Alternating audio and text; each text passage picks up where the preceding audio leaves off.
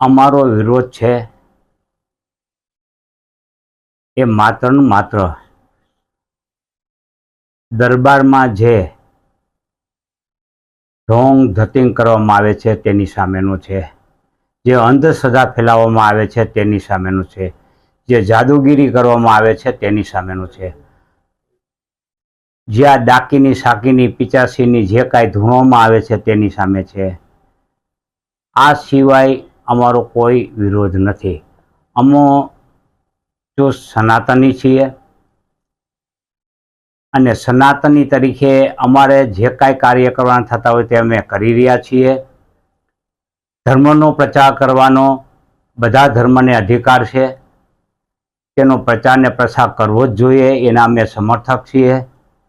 અમારો વિરોધ માત્ર ને માત્ર આ ઢોંગ ધતિંગ સામે છે, પરંતુ આને ડાયલ્યુટ કરીને ધર્મ સામેના વિરોધી તરીકે ચિતરી રહ્યા છે. એ માત્ર ને માત્ર આ એક જે વિરોધને ડાયલ્યુટ કરવા માટેનો જ ઉપાય છે તેમનો.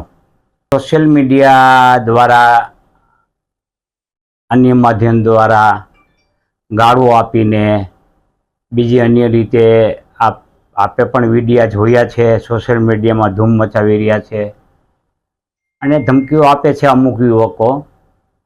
એટલે હું એ યુવકોને દોષિત ગણતો નથી, કારણ કે એ યુવકો હજી પરિપક્વ થઈ રહ્યા છે.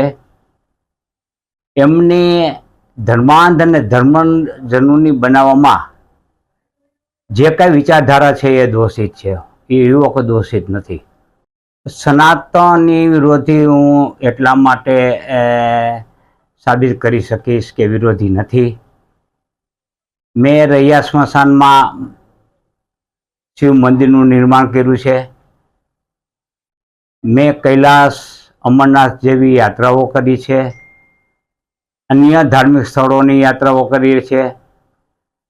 હું ઘણા જે ભાગવત કથાના આયોજનો છે એમાં ભાગીદાર રહ્યો છો, પાર્ટિસિપન્સ કરેલ છે.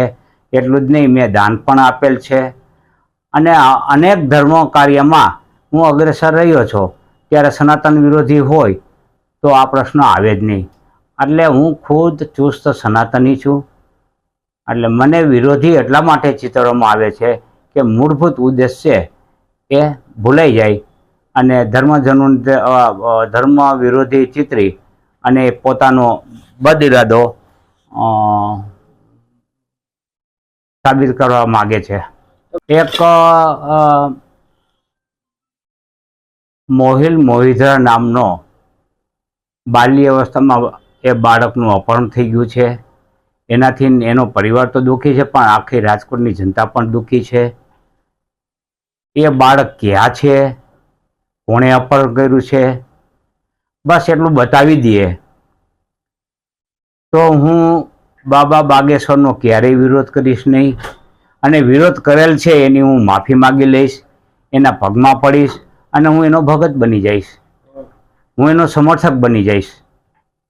મારે મારા ઘરમાંથી કચરો સાફ કરવાનો હોય. સૌ જે ધર્મના અનુયાયીઓ હોય એ પોતાના ધર્મનો કચરો સાફ કરે. મારે બીજાના ઘરનો કચરો સાફ કરવા જવાનું હોય નહીં, એ એનો છે. આવો હરકતું લેવા હું ક્યારેય માગતો નથી અને લેવું પણ ન જોઈએ. સૌના ધર્મમાં જે કાંઈ ખરાબ હોય એ ધર્મના લોકોની જવાબદારી છે કે એમને સુધારે.